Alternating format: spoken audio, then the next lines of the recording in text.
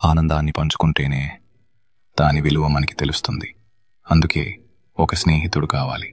కొంతమంది మనుషులను మనం కలుస్తాం, మళ్ళీ మర్చిపోతాం. కానీ కొంతమంది మనసుకు దగ్గరవుతారు, ఎప్పటికీ మర్చిపోలేం.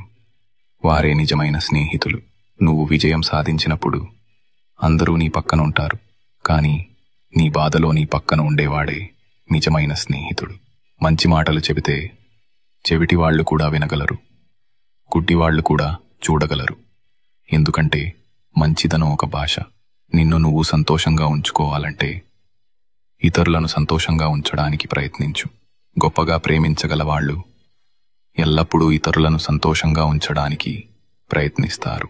నీ ఆశలను తక్కువ చేసేవారికి దూరంగా ఉండు. చిన్న మనసున్న వాళ్ళు అలా చేస్తారు, కానీ గొప్ప మనసున్నవాళ్లు, నువ్వు కూడా గొప్పవాడివి కాగలవని నమ్మించేవాళ్లు, వారితో ఉండు.